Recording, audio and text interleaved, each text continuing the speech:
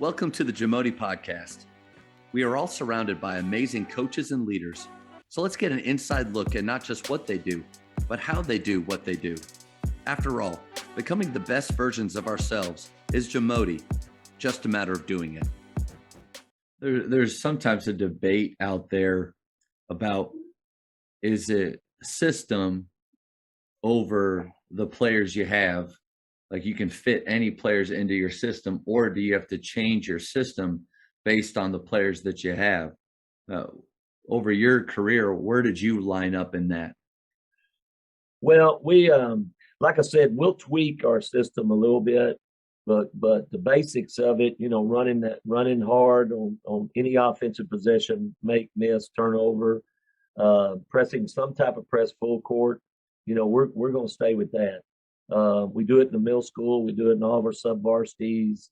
A lot of the youth teams around here are coached by guys that played for me, and they do it. Nice. And so, and using the same terminology, our defenses are numbered per Coach Stockton and Coach Iba. And so I enjoy it when I see these youth teams play, and they're calling it, the defenses are numbered. And so it's a neat deal when you see that. But we'll make adjustments. Offensively, we're going to stick with the break, but then what's going to work for us this year? Do we have a really good guard that can penetrate? Okay, we're going to set some things up here. This type shooter. Do we have a three that could post up low but still play outside? So we really make adjustments offensively more than defensively. Even though we'll maybe go, instead of a full court 1-2-1-1 really hard, to maybe a little softer 2-2-1, and do the same things like that to make it fit our players. But for the most part, we're just going to stay with the same thing. And I've never been an in and out guy either, 5 in, 5 out. Usually the only time I'll do that is if I'm mad at them. They're not hustling, you get them out. I might use some little different language in that, but get them out. If they won't rebound, get them out. Go get them. And so, but that's about the only time, or extreme fatigue situation where we two platoon. We look at each position kind of on the talent of the guys. If we have a really talented guy, say playing our 2 guard, and his backup, he's say a great scorer, really good player, and he's not near as good. Well, the playing time will reflect that. We've had players where we've had come out, sit down, get a drink, towel yourself off, and you put yourself back in. When you've caught your breath, you put yourself back in. Then other that takes a lot of trust right there between you and that player. It does, and those are few and far between, but we have done it. Yeah. And the other positions may be more equal guys. So man, we just try to run guys in and out, and the playing time will basically be equal. So each position's kind of different and everything, and that's something that we just kind of go by feel. We may that changes year to year. Just like I said, that the style of play will basically remain the same, but little things inside it will change. I think that's an important distinction, though. Is I think great coaches like yourself, what some of the things I've seen in common is they know who they are, they know how they want to coach, and they do have a style of play and a system, but it's never too far either way. Like, because some guys can say, this is our system, and I'm going to make you play this way every single year. We're not going to budge. We're not going to change. I think there's some problems with that. There's other coaches that every year we're different. We can do a different offense. We can do a different defense. We are fast. We're slow.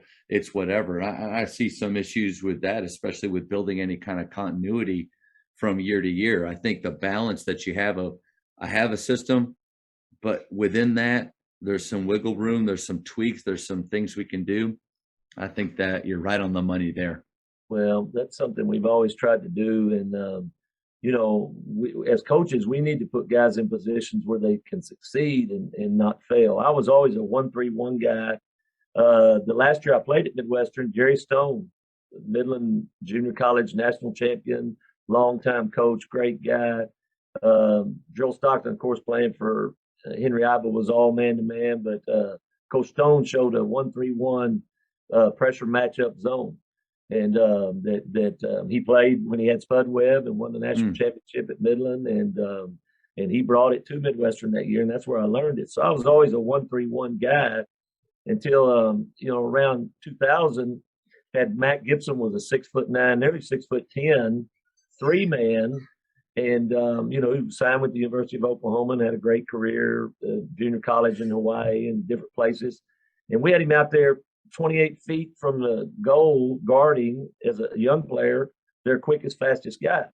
And so in the offseason, we said, well, we must be the biggest dummies ever. We've got to adjust this. And so we went to a 2-guard pressure zone front and moved him to the back line. And so that's the kind of things we like to, we think as coaches we should do to put our guys in the best place to succeed. Coach, that name, Mac, I haven't heard his name in so long, but we played on the Fort Worth Lions for summer ball together.